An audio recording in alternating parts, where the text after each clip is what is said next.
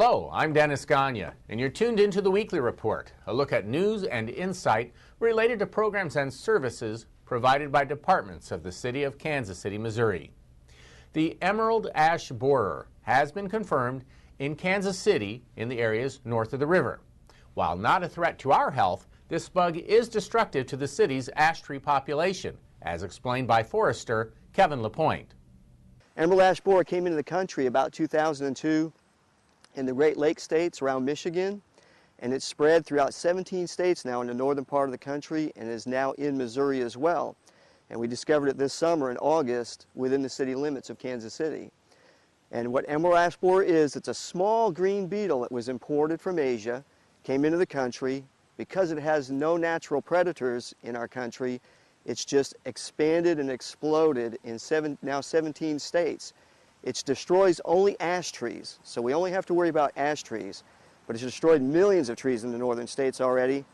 And now at this point in time, the federal government, USDA, and the state has quarantined both Platte and Clay counties. We have not found it in Jackson County at this point.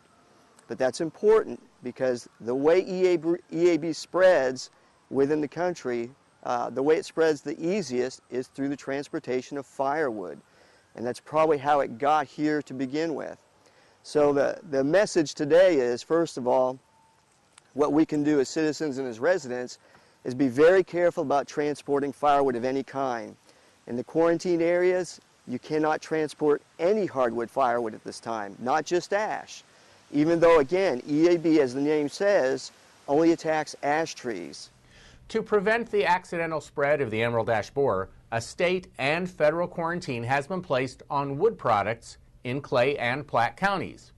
In addition, the city's Raytown leaf and brush drop-off site cannot accept leaf and brush from Clay and Platte County residents at this time. The city's Choteau leaf and brush drop-off site will accept Clay and Platte County leaf and brush until January 12th of 2013. After this date, the site will be closed to all patrons residing within the quarantine areas. The city's fall curbside leaf and brush collection is entering into its final week on November 26th for residents in the city's South Zone. On their regularly scheduled designated trash pickup day, residents may leave up to 20 bags or bundles of leaf and brush on their curb. Please note, collection for residents in the city's Central and North Zones has already taken place. For more information, visit kcmo.org or check out the back cover of KC More, the city's resident magazine that was recently mailed to all homes.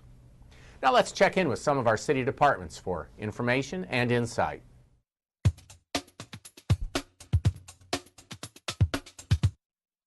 Hi, I'm Janet O'Hagan with Kansas City Convention and Entertainment Facilities, here to give you a glimpse of some of the exciting events taking place at your city facilities during this year's holiday season.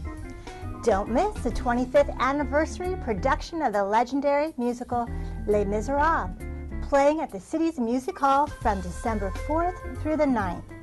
Producer Cameron McIntosh has reimagined this classic musical with innovative new staging and imaginative scenery inspired by the paintings of Victor Hugo, author of the world-famous novel.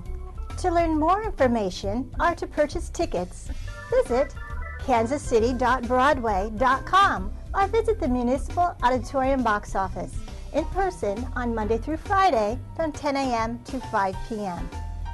Stop by the city's Bartle Hall from December 6th through the 8th for the Mecum Muscle Cars and More live event, where you can buy, sell, or just admire 750 collector cars. Mecum Auctions is the world leader in live auctions of collector cars, Corvettes, hot rods, street rods, and muscle cars. General admission is available at the gate for $15 per day. Children 12 and younger are free. For more information, visit www.mecum.com. Enjoy the music of the season by attending Mannheim Steamroller Christmas at the city's Music Hall on December 27th and 28th. Mannheim Steamroller's unique holiday sound has entertained audiences for 27 years, and last year their holiday tour was among the top 20 such tours in the nation. For For more information or to purchase tickets, visit MannheimSteamroller.com or purchase tickets in person at the Municipal Auditorium box office. It's not too early to make plans for New Year's Eve. Greet the New Year in the Grand Ballroom at the city's Convention Center. Enjoy a fabulous buffet dinner, party favors, casino tables, live music, and a balloon drop at midnight. For information or tickets, call 816-513-5015. To learn about events taking place at Kansas City's convention and entertainment facilities, visit kcconvention.com and click on the events calendar or call 816-513-5000.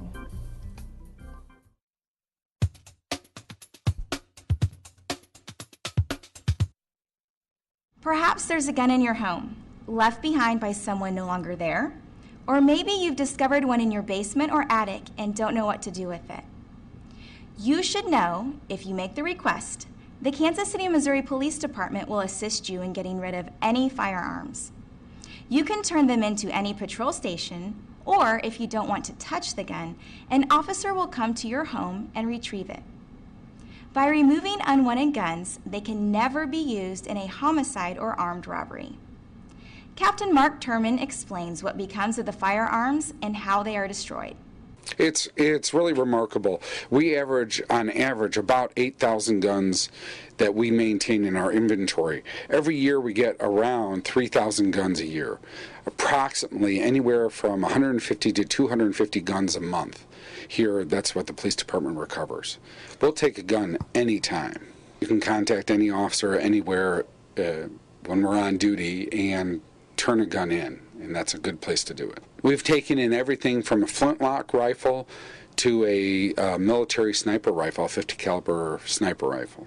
You know, it's interesting, officers get called all the time to recover guns. My husband just passed away, what can you get rid of these? Any number of circumstances in which officers recover guns. And that's the great thing, is that the police department will always take guns. Every gun off the street means somebody's not getting hurt. What we do right now with the guns at the end of our investigation is that we destroy them. We actually physically slice them up. We take them to a grinder and they get all ground up. Please, if you turn a gun in, unload it before you give it to the officer. Removing unwanted guns is not an annual event, it's an ongoing program throughout the year. Once the guns are in the hands of the KCPD, they will be destroyed. There is no chance the guns will ever be sold, reconditioned, or returned to the streets. This is just one additional way KCPD and the community can work together to reduce violent crime. I'm Officer Shelly Gaddis. Have a safe week.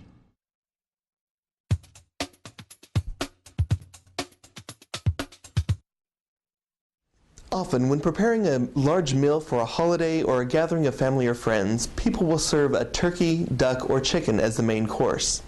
Here's some things to consider, whether you have a fresh bird or frozen, and if it is frozen, some safety tips for how to safely thaw the bird. Fresh birds probably should be obtained, I would say, no more than 2, maybe 3 days maximum before Thanksgiving. So that person's looking at buying that turkey Tuesday, Wednesday if possible. That way you're going to ensure that there shouldn't be spoilage with that bird by the time you open that bird to start Thanksgiving morning. The other option is if a person's using frozen. Frozen means you're going to have to prepare and you're going to have to do some thinking. The procedure typically is that when in a refrigerator, put the bird on a drip tray, bottom shelf, allow 1 day to every 5 pounds of food. 10-pound turkey, give it 2 days, 15, 3, 24, 25, 5 days. It's Thanksgiving morning and we're ready to prepare this turkey. One of the most important things a person has to do is make sure that they wash, rinse, and sanitize the areas where the preparation is at. Hot soapy water to wash the area, then turn around with a clear water rinse to wipe that down, remove the soap. Third step has to be sanitized, and with sanitizing you're going to use a teaspoon of bleach to a gallon of water. What you want to do, dip your towel in the sanitizing solution, wring, wipe an area for about 5 to 6 seconds, but then go back to the solution. Exposure time should be about approximately for 30 seconds. After that, allow that space to air dry. Next, let's make sure, Jeff, that we have people wash their hands thoroughly. When you're handling poultry, it's a requirement that in restaurants, wash them at least for 20 seconds. Make sure you get hands, all areas in between nails and areas like this, and make sure those areas are done thoroughly in the process of. Now, with our birds, when we're cooking, it's important, it's horribly important to make sure that people cook foods at proper temperature. The requirement for poultry is that poultry must reach at least 165 degrees for 15 seconds. If you're doing any whole meats where you're talking about doing maybe pork, fish, or beef, those have to go at least 245 degrees. And then your ground meats, if you're doing meatloaf or something of that nature, it has to go at least 155. One thing all people should do is use a thermometer, check your temperatures. If you don't use a thermometer, at least check food for doneness. Take a fork or knife, stab into areas like joints in between the leg and the thigh, or thicker parts. As long as the juice runs clear, you're in good shape. Blood indicates on your cooking, and that food may need additional cooking until it's done completely. Sometimes during the holiday meal, you want to go back for seconds or even thirds. Here's some steps you can take to make sure the food is safe throughout that meal. When we talk about serving, the big thing people have to understand, the biggest issues that we typically have with food is that people leave food out for extended periods of time during Thanksgiving. Many cases of foodborne illness happen here. A recommendation is that leftovers should never be left out of refrigeration for more than 2 hours. If you're going to go past 2 hours, my recommendation is that you're going to start putting your food into shallow pans, things like stuffing like this. If you stuffed a turkey, remove the stuffing from the turkey, put it into a shallow pan, no more than 2 inches in depth. Leave that uncovered, put it into refrigeration. Your turkey, your meats, your roast, recommendation should be that we're going to slice them, put them into parts, legs and thighs, either at least portion the breast into smaller portions, even best slice them, put them on a sheet tray, because thin meats are going to cool much faster. People can figure to 1 every inch of food, if you square it, 1 inch of food takes about an hour, 2 inches takes about 4, 4 inches takes about 16, 8 inches can take 64. You want that food as thin as possible to help speed the cooling process.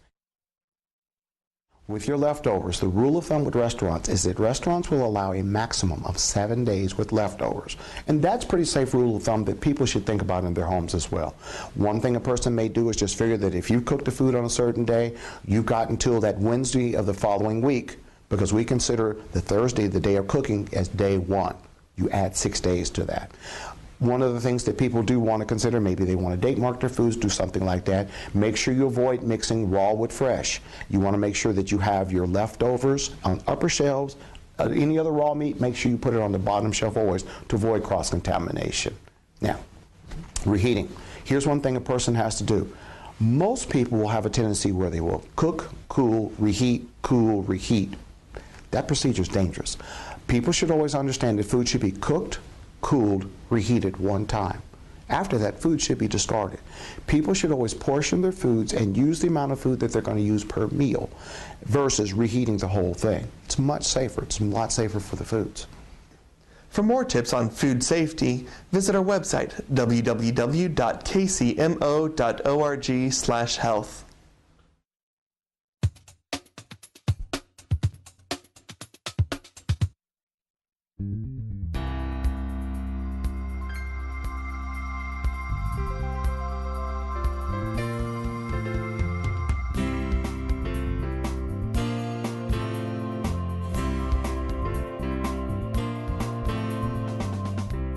The SHAPE program is a program we started back in about 2000, was modeled after one in New York City.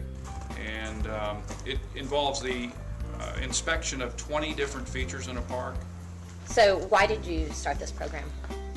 Well, we at the time thought that, and knew for a fact, that we had lost about 30% of our labor involved in this park maintenance activity. So it was critical at that point for us to do all we could to increase efficiency. It's a program that has us focused more on those things that are very fundamental to park maintenance, and that we think that the public generally focuses on as well.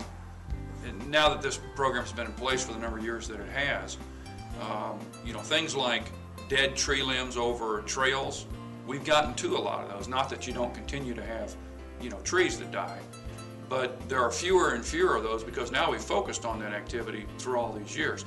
Same thing with play equipment. We've gone to all 100 plus playgrounds in the city and done the repairs that were needed. So we're kind of catching up on that kind of activity. And of course, at the same time, we're installing new playgrounds. But the other nice thing about the program is it does help us evaluate the effectiveness of different amenities that we put in the parks. Before, it was sort of a guess as to how long things might last, how well they did in terms of use, abuse, and so forth. Now we have some very tangible numbers.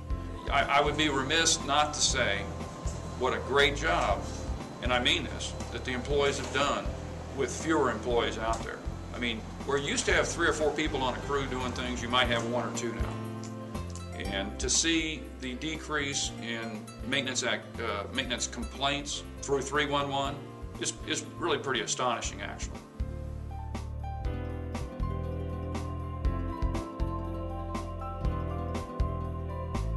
But one of the bigger things that's happened from the program, I think, is it's helped develop this culture within the Park Services Division. And I will say that I'm pleasantly surprised and impressed by the competitive nature of the people in the 3 different regions, because it's really become a big deal from one year to the next about who's going to win this award. And of course, as you know, we have a traveling trophy that we present every year. In observance of the Thanksgiving Day holiday, city offices and the 311 call center will be closed on Thursday, November 22nd, and Friday, November 23rd. Residents' trash and recycling collections will be delayed just 1 day, as Thursday curbside trash and recycling collections will take place on Friday, the 23rd, and Friday collections will occur on Saturday, the 24th. For more information about this or any of today's stories, please log on to kcmo.org, scroll to the bottom right-hand corner, and click on the Weekly Report for links. That does it for this edition of the Weekly Report.